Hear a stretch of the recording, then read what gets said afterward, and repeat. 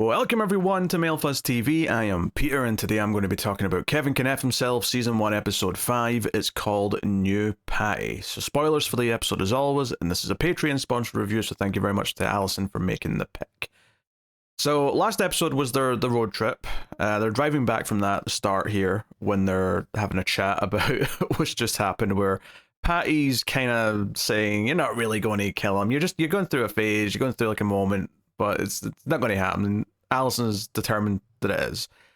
And that kind of sets us into the course of the episode. Honestly, if anything, this episode probably leans more towards Patti in terms of like the main focus and story. Not that there's not Alison stuff, there absolutely is. There's hell, she finally has an affair again with Sam. That's a pretty big plot point for her story, but it feels like we get a lot of Patti stuff here. Aside from the fact that the sitcom stuff kind of revolves around everyone falling out with Patti, aside from the fact that we get more of her romantic life, or the end of her current romantic life, and on top of the detective coming to question her, and then on top of all that, the Penguin comes to demand drugs off of her. Now, what do I mean by the Penguin? So the actor playing this guy, the character's name is Nick, but he played the Penguin on the Gotham TV show, so I'm just going to call him the Penguin. you can just go with it. So, but he shows up saying apparently he was getting some of those pills that she was given to one of the customers as his aunt, and he was getting the pills off of her. And now he's been kind of threatening, and he shows up a couple times. The second time being a bit more specific. Hey, the detectives are talking to me because they know I'm suspicious, and they keep asking about a local dealer, and basically implying that he'll tell them about Patti if she doesn't find them pills somehow. So she's got that to worry about. That's going on, but ultimately, like that stuff's fine. But that's not really what interested me more in the episode. That's kind of like a threat and like a thing for her to try and deal with and overcome in the coming episodes. But For me, it was more how the sitcom plot married up with her life a little bit in this episode, which is they do a whole thing where when Alison comes back after being out for a bit, we'll talk about Alison's like solo stuff a little bit separately. She comes in, and the brother and the dad Peter, like they've got Patti like sort of locked on the couch, right, as if she's under guard. And Alison said, "What's this all about?" And Kevin comes out, acting like he's judge and jury, saying, and it's all played for the sitcom jokes, of course, where he's saying it in a comical way about, take a seat. Do you not think I would find out what you did? And it turns out, ultimately, because obviously the tension from them is that he knows something about where they went or what they were actually doing. And what he's actually upset about is that there was a burger wrapper left in his car, but not that it was left there. That's not why he's upset. He's upset because the burger wrapper is from a chain that, well, for one, it's not, he checked, and it's not like in the location they said they were in for the beauty conference or whatever. But that's not even why he's upset. He's not upset because he's like, oh, you lied to me about where you were going. He doesn't piece it together like he's actually figuring things out. He's just mad because it means they drove an extra 100 miles or whatever out the way to go get this fast food chain, and he's mad that they didn't bring him one back, right? And that's how it's framed for the sitcom comedy element of it. But, if you're looking at this from like an analytical eye, you're thinking about what's happening here, right? These two women went on a little trip on their own, and yeah, technically they were doing some stuff they probably shouldn't be doing in the grand sense of the law and whatnot, but they come back and immediately they are questioned.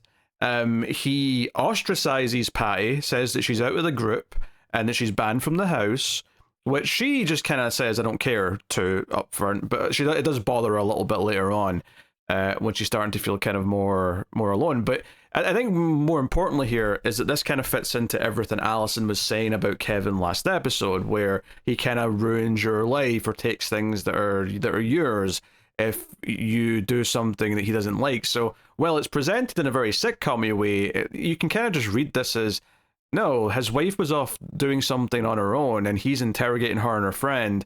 And if anything, I was almost going to say that it's almost like he's trying to break up a potential friendship here because he doesn't like the idea of Allison having a close female friend that she can rely on. But he does crack a joke about how you can go start your own gang. You can take Allison if you want, and that's played for a laugh, of course, where Allison's like, "What?" All offended by it. But it does feel like he's kind of throwing a wrench into this potential friendship, or at the very least trying to make it clear that, hey, if you're going to do things with my wife, I'm going to be keeping a close eye on everything as well. So yeah, it feels very controlling, right? Even though it's all presented in the sitcom stylings, right? And I think that then feeds into all the Patti stuff, where it's kind of a mix of some different things, where her boyfriend comes over, makes her breakfast, and is like, can we talk about the other conversation we had before? And she's kind of befuddled. And he's understandably a little bit upset when it turns out that she's just straight up forgotten that he proposed to her. Not that she's been thinking about it, not that she's been weighing the decision or giving it serious thought, or even like is intending and saying no, so she's kind of stalling. No, she's just forgotten he proposed. That's how little it actually meant to her. And he basically wants a change. He doesn't want to just be sitting next to each other for a couple of nights a week doing what they've been doing. He wants a future, he wants a marriage, he wants, this, that, normal things, yada yada.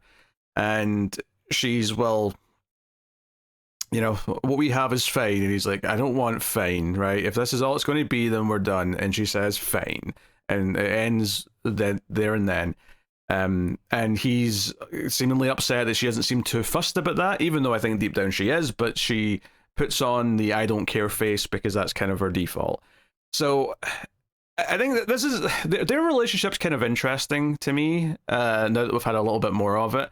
Not so much because the characters, as far as the relationship goes, are that compelling on their own. It's more about reading it in comparison to the Allison and Kevin relationship, because by all accounts, this boyfriend character hasn't done, or doesn't really do anything particularly wrong or bad. He doesn't feel like he's, but I think the first time I read their relationship, I kind of saw him as a representation of trying to trap Patti in the same kind of life that Allison's in, right? At least that's what she was trying to avoid, is like, hey, we could be married, we could be this, and all she sees is, oh, that means I'll just be your Allison, and that sounds horrible. But I think there's a little bit more nuance here, where I don't necessarily think he is inherently, representing the villainous side of men, right? In quite the same way that Kevin is. It feels a little bit more like, no, this has festered and it has kind of broken down a little bit. So even when Patti does kind of try and come back to him later and says, you know what, you were right, I was an idiot, let's get married, he shoots her down. Now, there's an important detail to talk about there as to why he shoots her down beyond just the way he's feeling now, but it is kind of interesting that she retreats back to him to almost like prove that she can have something, because she's been kind of, she's been shunned away by Kevin in the group.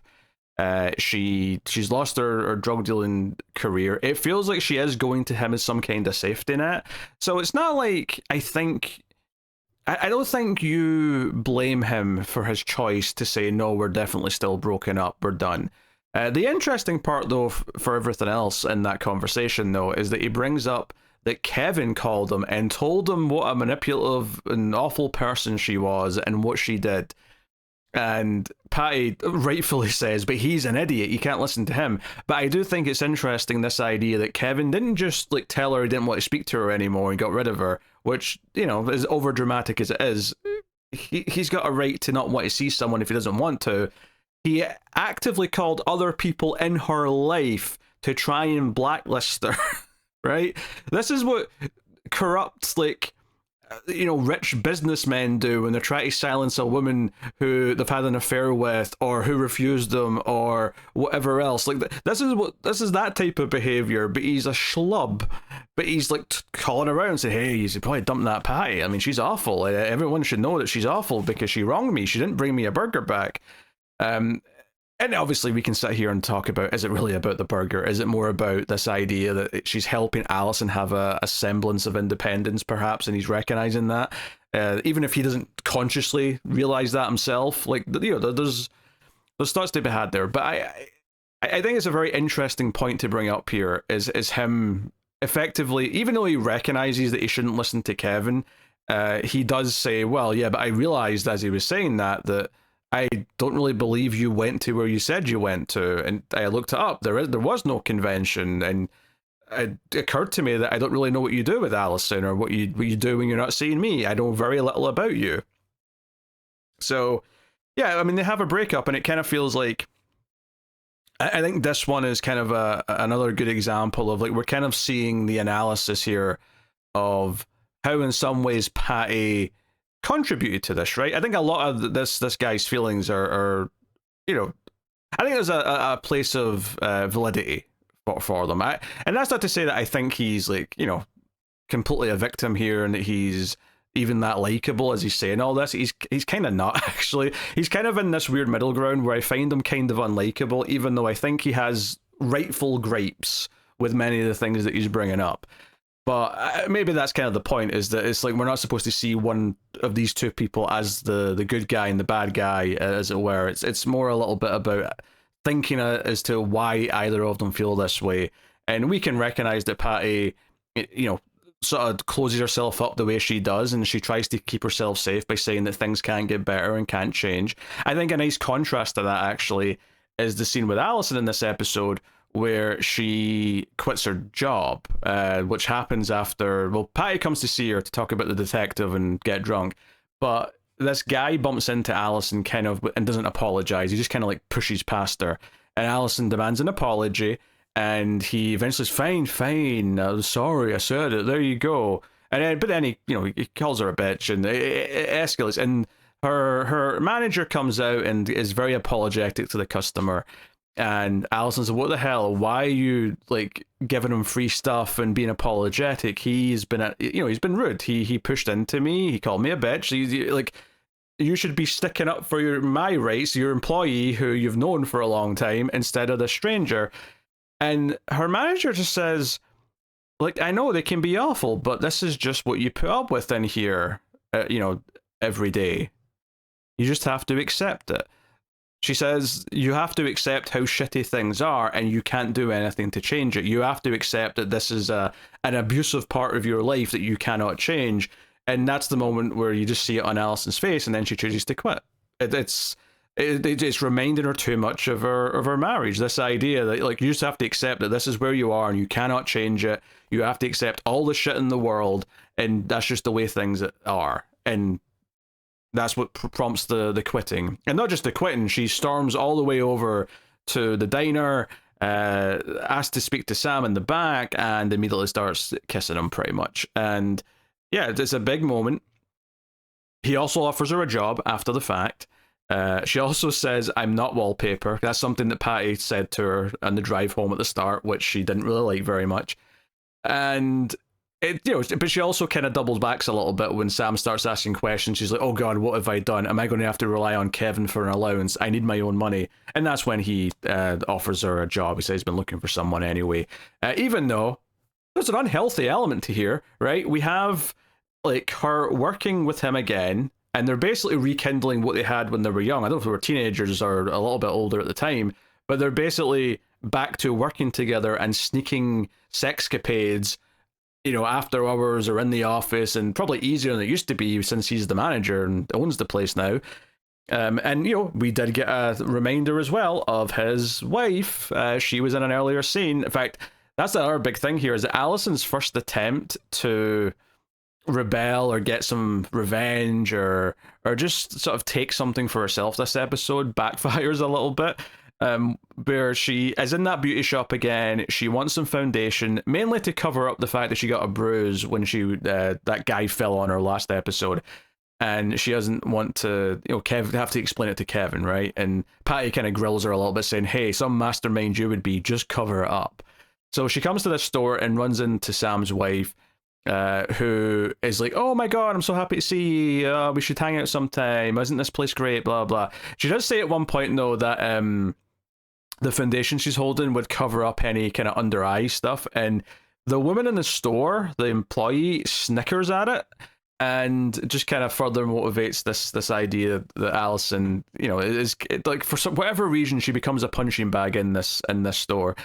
And she intentionally steals a lipstick when the woman's not looking, Will's paying for the foundation she's there for, even though she's outraged by the price. And the woman gets all snooty and says, well, there's a cheap store down the street. So Alison, almost as a point of pride, pays for it anyway, but steals something on, like, when she's not looking. But it doesn't work out all that well, because when she checks it after the fact, she sees, like, it's like a strong purple color. She doesn't like it. Doesn't fit her, I guess. But she's, like, notably annoyed and throws it in the bin. So, like, she tries to kind of, like, rebel in a sense, and she looks quite happy about it in the moment. Like, she's quite chuffed with herself that she's like, oh, I got one over on that cow who works there. I'm enjoying myself. And then, didn't work out so well when she actually saw what it was. And it felt like, this idea of the growing desire to take something for herself, to have something more. And it's sad that the one thing that successfully happens in this episode that she does take for herself is an affair, and it's an old affair as well. It's not even a new thing. It's her going back to something she used to do. Almost like I was comparing it to like falling back in or falling off the wagon when we first learned about the alcoholism stuff with Sam. I think that you definitely feels a little bit like that, but there's also the clarity afterwards where she's like, oh, what have I done? But she's not thinking about the affair. She's just thinking about the job quitting. She doesn't give a crap about the affair at this point. And once again, when she goes back home, we get a sitcom segment where Kevin's like waiting for her and he's like, where have you been tonight? And again, it's all played for laughs because it's him being like, oh, I heard you got fired from the liquor store. We got a 10% discount and now I don't get cheap booze. And he's upset about that because that's what affects him. He's not questioning because he's suspecting that she's having an affair, but again, she's being questioned like almost like a court when she walks in the house. And by this point in the episode, there's a stranger in there that she's not met named Paddy, not Patti, Paddy with D's. I'm specifying that because I actually did not notice that they had different spellings, because it genuinely sounded like every time Kevin said it, either Paddy or Patty, it sounded the same to my ears. On the sound mix. But yeah, the whole idea is that they replace Patty with Paddy, who's a guy they meet in the bar, and it's a very like cheesy sitcom bar, it's got the bright lighting that feels that kind of place. I wonder if we'll see it again now that we've established it. But they chat to this guy. He likes the cut of his jib, as he puts it, and they kind of bring him on as kind of the new tough badass of the group, because Patty was kind of the enforcer, and now this Paddy's going to be, but he ends up being a bit of a nut job who carries a knife and bullies what's his name, Neil, with the paintball gun when they go paintballing and stuff. Obviously this is another example, a really good example actually, of something that would be absolutely unhinged unless it's in a sitcom. This idea that he pulls out a knife and that he's intimidating and that the others are scared of him, but it's all played for laughs. Like, this would be absolute, because even though they do kind of come around and start calling him a psychopath, it's always very light, obviously, because it's in the sitcom portion. But it's like, yeah, like this, it's almost like a cool contrast actually with the stuff with Penguin when he's with Patty. Is like you've got like two people who are clearly intimidating in different ways, but one of them is just an intimidating scene where he's being kind of twitchy and he's being unhinged. And then the other one, he's waving a knife around and like there's a laugh track playing, and it's just kind of like, this is still just as intimidating and unsafe as the other thing, but it's just how you present it. It's almost like you could almost show this show to like students who are learning about tone and just filmmaking, I guess, because you can kind of show just how much how you handle the material kind of changes the vibe of it. Because when you stop and actually think about this guy, he is kind of unhinged, and he's unhinged pretty quickly with the way he's talking about wanting to booby trap the house and guard it and like threatening Patty and not coming in. Also, the running joke of the men thinking the women look much older than they are seems to be still going, because Paddy says that Patty looks 50 to 60 years old, and she's like, I'm 33 and I look it. So yeah, I mean, the whole sitcom thing, I do think, yeah, I guess this goes for the last episode as well. I think these last two episodes have done a really good job of making the sitcom story feel really in sync and relevant to what the rest of the story is.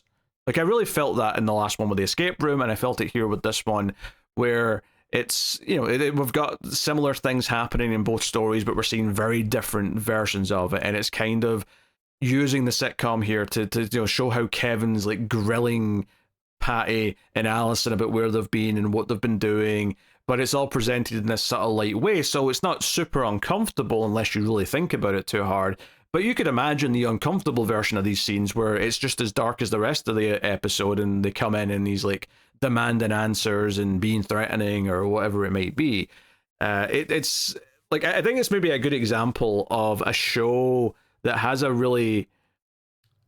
unique premise that takes maybe a few episodes for it to really click. And when I say that, I don't mean for the writers to even get what they're doing or do it, or I'm not even saying that they've gotten better at writing the show, although they probably have, because that usually happens in TV shows as well. More just that for it to click for I guess the example that I would maybe go to, although it's very different, is It's Always Sunny in Philadelphia. I think if you start watching that show, it's really like the first few episodes are kind of hard to take because you don't really get like the sense of humor yet. You don't really get that you're watching these people who are kind of awful, and you're not really sure if you should be rooting for anyone, because the whole point of that show is you're watching just absolute dirtbags, and they're kind of a satire on a lot of different things. But I think, once you're half a season, or at least towards the end of that first season, because it's only like 6 episodes, I think, you kind of start to maybe understand kind of what it's doing. And obviously we all understood from episode 1 of this show, it's using the sitcoms for this, the drama for that, and it's we can use the sitcoms to mask certain things and make things a little bit more digestible, or be a cover way of having like a euphemism or an allegory for the thing that's actually going on, or whatever. Or at the very least, just be a stand-in for kind of the fantasy of the home life, but then what the reality really is, right? That's always been episode 1. That's just what I talked about in episode 1. But I think now that we're a few into it, right, we're 5 episodes in, we're really feeling it click, where we're getting a bit more like direct parallels between the two stories, and we're using sort of sitcom trope plots to reveal certain things about how Kevin is with the others. And the fact that at the end of this episode, Patti says, yeah, I get it, he's a manipulative dick. Once you see it, you can't unsee it. Because, yeah, throughout this episode, he's ostracized her from the group. He's called her boyfriend to say how bad she is, so that to try and ruin her life in that sense. And it wasn't until she came crawling back, and it looks like she's apologized, and she's helped kick out the new scary guy, that he finally accepts her back in. And so she's done all that. She's back in the group, but she's acknowledging, yeah, I had to like go through all that, and that was all just Kevin's little tantrum. That was just all his doing and his manipulation. So I think that is a really cool use of the mechanic here. It's I don't know if I like this as much as the last episode, just purely because I thought the escape room thing was such a smart play on everything that Allison ended up talking about by the end of the episode. But here was still really good, and it was still kind of like, if this episode was more about convincing why Patti should want to still help Allison, even though she knows she's going to try and murder her husband, it kind of sold you on it a little bit, I think. And speaking of, once Patti does discover that Allison does have that bottle of pills, she questions her about it. Does bring up some good points that she will look like the culprit because she has kind of a motive right now because Kevin's having a feud with her. But also that and this actually comes up in the later conversation, but that she's kind of an accessory after the fact because she didn't know she was helping with this, and says that, this might not work. What if he just wakes up sick and starts questioning what you fed him? Like, why is he feeling this bad after you gave him dinner? This might, run amok. And what's interesting, actually, is that there's a little moment where I thought I was going to have to talk about the morality of Allison, because it almost seemed for a second like she was intentionally trying to set Patti up to look like the killer, because she basically gets Sam to make a burger that looks like the burger that he wanted from the other place, but she puts it in the wrapper, right, from that fast food chain, and basically says that, I found this outside with a note saying sorry, and making it look like Patty's went and gotten one of these burgers to apologize. And now it turns out after the fact that she had already not decided to put the pills in, right? She didn't do that. She thought about it. She was standing right there. She had the bottle in her hand. The burger was open. She was going to do it, but she didn't. So she didn't actually. She knew she wasn't potentially setting someone up when she gave him the burger with that note, right? As far as we know, she didn't think to make it look it was from Patti and fix that little rivalry until after she decided not to kill him that way. But there is a moment here where Patti clearly thinks that maybe that's happening because she sees the burger and he takes a big bite and she looks shocked, and then it smash cuts to Allison handing the bottle and saying, hey, if this helps you out, use these to get that guy off your back, and I'll come up with another way. And then they start talking about like whatever way might work. Maybe we could go big and violent, and Patti kind of suggests that maybe we make out Kevin to be the drug dealer to gets me off the hook, and maybe there's a big violent confrontation with other people or something, or I don't know, we make it look like a drug deal thing gone wrong. And the episode ends with Patti saying that she might know, quote unquote, a natural born killer. Now, does that mean Penguin? Probably, because we've set him up now, and it feels like who else are we going to go to? But maybe she does know someone else who might be able to kill him. I don't know. But she's on board, and she's actively helping now in the plan. It's like she's not just an accessory after the fact. Now she's choosing to be an accessory in the fact. That's not a phrase, but it sounded good, so I said it. So, yeah, I mean, all this is just kind of furthering these ideas, and I think there's big narrative steps forward for Alice in this episode, although I think the lion's share does go to Patti, and seeing how Kevin kind of just obliterates parts of her life. Not all of it's on that, because the detective coming by to talk to her has nothing to do with Kevin, and the concern over that she's going to keep popping back up and so on is kind of something we're going to have to deal with separately. But yeah, maybe they can kill two birds with one stone, as it were. One bird being Kevin, the other being Patti's crime career. I don't know what I'm saying at this point. But yeah, good episode. Move things forward in an interesting way. Really notable that I get that Allison has no guilt about cheating on Kevin, but Sam didn't seem to have much guilt about cheating on, was it Jenny? I think was her name. Or not Jen, sorry, Jen with two N's. Jenny always has two N's, that's how I should remember it. Jen with two N's. He didn't seem to be that fussed about that either, which does make you wonder how their marriage is going. Obviously they're presenting it as this happy thing whenever they're together. I mean, we've only seen them together once, but even when we see Jen this episode, she's like, oh my god, I'm so happy to see you. She's been all nice. So anyway, that's my thoughts on this episode of Kevin Can F Himself. It is doing a good job of building up kind of this mystique around who Kevin actually is behind the sheen of the sitcom, and I'm excited to keep exploring that. It's weird, we've only got 3 episodes left of season 1, but I'm curious to see how all this pans out. But yeah, let me know what you thought of this one in the comments below. Like, subscribe, all that stuff helps out a bunch if you do, and of course you can support everyone over at Patreon. And that's me. So I'll see you guys next time. Keep watching TV. Have you got any vanilla?